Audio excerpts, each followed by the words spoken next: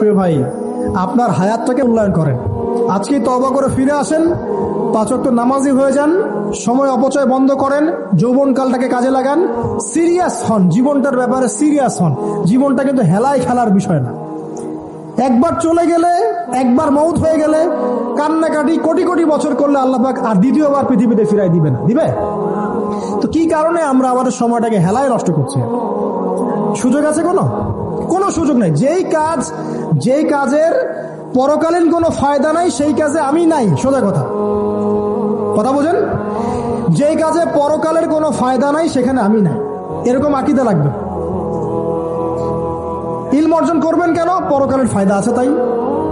নামাজ কেন পড়বেন? পরকালে ফায়দা আছে তাই। প্রেমের সম্পর্ক করব না কেন? পরকালে ফায়দা নাই তাই। এই গান এই মিউজিক শুনবো না কেন?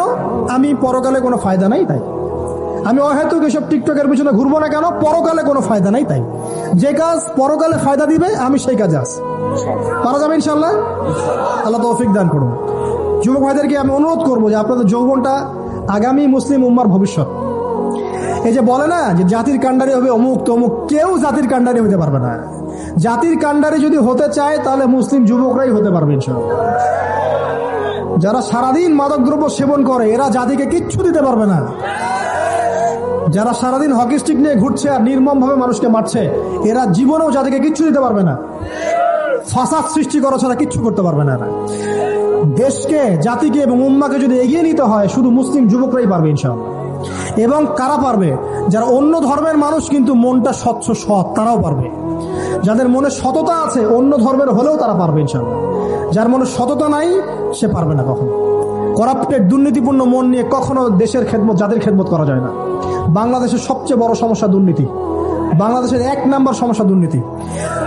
দুর্নীতি যদি না থাকতো আর সমস্ত কালো টাকা যদি সাদা করা যেত বাংলাদেশের মানুষকে আজকে না খেয়ে মরতে হতো না। সামনের দিনগুলো কঠিন হবে, ভয়াবহ হবে, এটা সবাই বুঝতে পারছে, হয়তো শুধু আপনারা পারছেন না। আল্লাহ পাক আপনাদেরকে বোঝার তৌফিক দান করুন, আমিন। সামনে যান, নিজের জীবনকে কাজে লাগান, যৌবনকে কাজে লাগান, একটা হালাল রিজিক সার্চ করেন। অল্প রিজিকে সন্তুষ্ট হয়ে যান, উচ্চাভিলাষী হবেন না। উচ্চাভিলাষী হওয়ার দরকার নাই, যতটুকু আসছে আলহামদুলিল্লাহ, এটুকুর মধ্যেই সন্তুষ্ট থাকেন। পারবেন ইনশাআল্লাহ। সামনে যাবেন, আদর্শ পরিবার গড়বেন। পরিবারের মধ্যে ইসলাম থাকবে। পরিবারের পিতা হবে ইব্রাহিম, পরিবার সন্তান হবে ইসমাইল, পরিবারের স্ত্রী হবে হাজারা অথবা সারা আলাইহিস সালাম। দিনদার ছেলে নাই, বিয়ে নাই। দিনদার মেয়ে নাই, বিয়ে নাই। ওই যেটা আপনি মনে করছেন রূপ সৌন্দর্য হাবিজাবি কিচ্ছু থাকবে না ভাই, কিচ্ছু থাকবে না। 1 বছর 2 বছর পরে সব শেষ। দিনদার স্ত্রী পাবেন, চোখ বন্ধ করে বিয়ে করে ফেলবেন। আর দিনদার স্বামী পাবেন, বিয়ে করে ফেলবেন। আমার স্বামী কত বড় ব্যাংকের চাকরি করে, কত বড় ডিগ্রি, কত বড় সার্টিফিকেট, এটা পরের ইস্যু। আগের ইস্যু হচ্ছে আমার স্বামী নামাজ পড়ে কিনা, এই লোক আমার স্বামী হতে যাচ্ছে, এর দাঁড়িয়ে আছে কিনা, ইসলাম পালন করে কিনা, ইসলামের প্রতি ভালো ধারণা আছে কিনা, সে আমাকে পর্দায় রাখবে কিনা, এগুলো বড় জিনিস।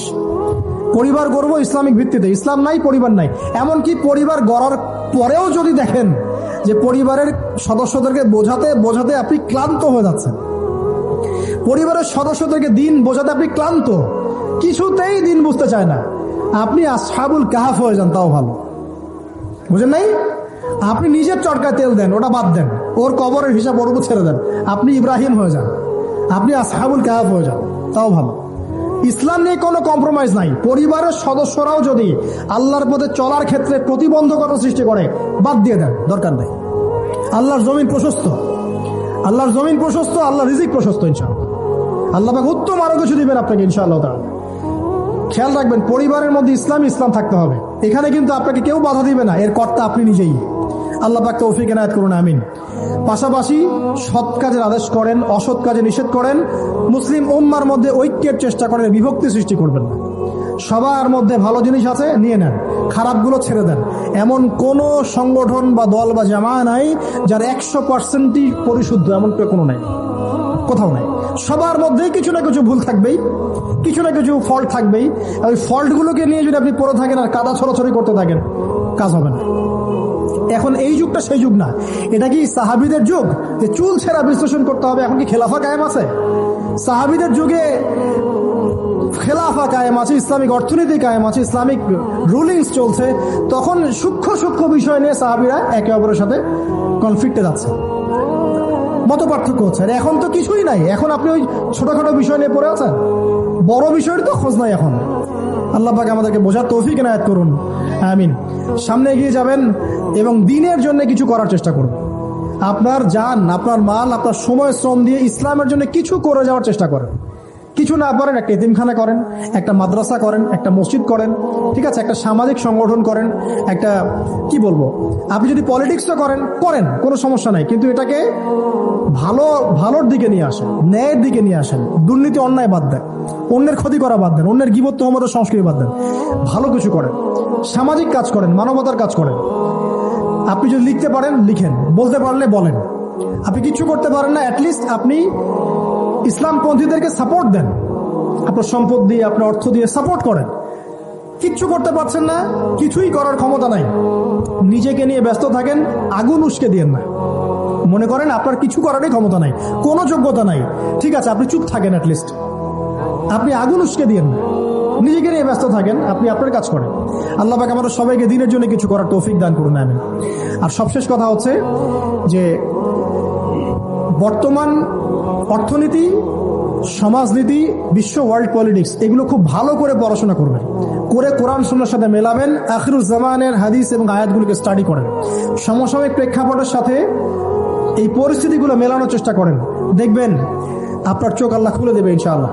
এবং ইনশাআল্লাহ আযজা ওয়া জাল আপনি এমন কিছু সলিউশন যাদের সামনে উপস্থাপন করতে পারবেন যেটা আর 10 জন পারছে না ইনশাআল্লাহ। সর্বপ্রথম কথা, ব্যক্তিকে পরিশুদ্ধ করি, আত্মশুদ্ধি অর্জন করি, আল্লাহর হুকুম আহকামগুলো পালন করি, পরিবার গঠন করে হালাল রিজিক সার্চ করি। এরপরে আমি দিনের জন্য কিছু করার চেষ্টা করি। যদি আল্লাহ পাক আমাকে আরো বেশি যোগ্যতা দেন, তখন আরো বড় পরিসরে দিনের খেদমত করার তৌফিক আল্লাহর পক্ষ থেকে চেয়ে নেই, আল্লাহ পাক কবুল করবেন ইনশাআল্লাহ আযজা ওয়া জাল। আজকের মতো আমরা আর লম্বা করছি না, এখানে শেষ করছি। আমরা কিছু প্রশ্ন উত্তর দিব ইনশাআল্লাহ, তবে দোয়া করছি আমরা, আপনারা সবাই দোয়ায় শরীক হন যে আল্লাহ রাব্বুল আলামিন আমাদের সবাইকে যেন কোরআন এবং সুন্নাহর ইলম অর্জন করার তৌফিক এনায়েত করেন, আমিন। এবং আমাদেরকে সংকীর্ণ মানসিকতা থেকে বেরিয়ে আসার তৌফিক দান করেন। আল্লাহ পাক আমাদেরকে ওই আইয়ামে জাহিলিয়াতের সেই বড় বড় পাপগুলো থেকে বাঁচিয়ে রাখুন, আমিন। এবং এই পাপগুলোর যে মহামারী এখন চলছে, এখান থেকে আল্লাহ পাক আমাদের পরিবার বর্গকে হেফাজত করুন। আল্লাহ আমাদের মা বোনদেরকে খাস পর্দায় থাকার তৌফিক দান করুন। আল্লাহ পাক আমাদের যুবক ভাইদেরকে যাবতীয় পাপাচার ছেড়ে দেওয়ার তৌফিক দান করুন।